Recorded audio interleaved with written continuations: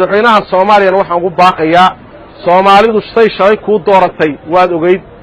Soomaalidu sidii baarlamaan markaan ahayn baarlamaanka Soomaaliya doortay saddex buu ka jawaabay in aanan lacag baa lagu dooranayaa la oran dawlad kale u yeerinaysa in aan la oran in aanan la dhihin reer hebel kaliya meel maamulaya haddii maxaan ku iraahdaa saddexda jawaab uu ku soo baxay Soomaali qabiilkay ahayd oo magaalada Muqdisho soo reerkiisa deganeyn habeenkii laga seexan waayay wadaniyo darteed lagu soo banaan baxay waxaan hubaa hal sano iyo bar ka hor wax wadaniyad ka hadlaayay waa yaraayeen waa laga baqay wadaniyad Soomaali ha noolaato ku fududaayo khayr badan iyo guul aan ku rajaynayo ugu dambeystii xaalad adag ayaan ku jirnaa wadankan 26 sano wuxuu ku jiray dhibaato iyo burbur iyo qax iyo dawlad la'aan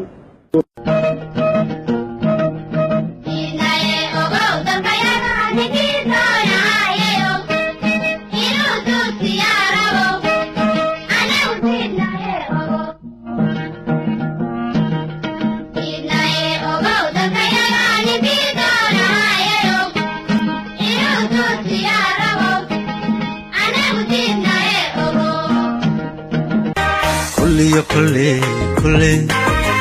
روحي ضمير له دبقي سنوليه دني ما يقانا دوغو كما حبابو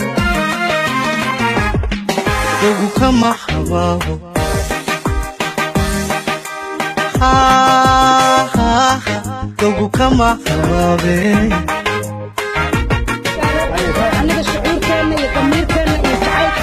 دولتي برشية قف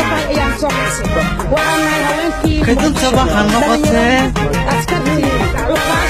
دقم بابا القدر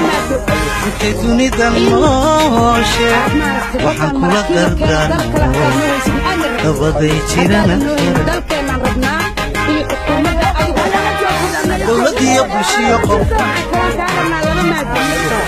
كدن تباها نقطة دقم بابا القدر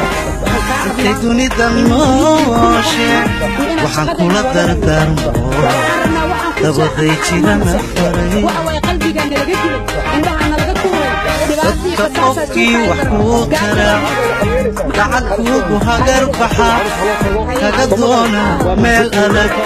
وحب لي وحضر صدق سكتني ذنوب علي سكتني ذنوب علي سكتني ذنوب علي سكتني ذنوب علي حكو نقروح بدين بحد نحيو عفكيسو دعوه أبال دعوه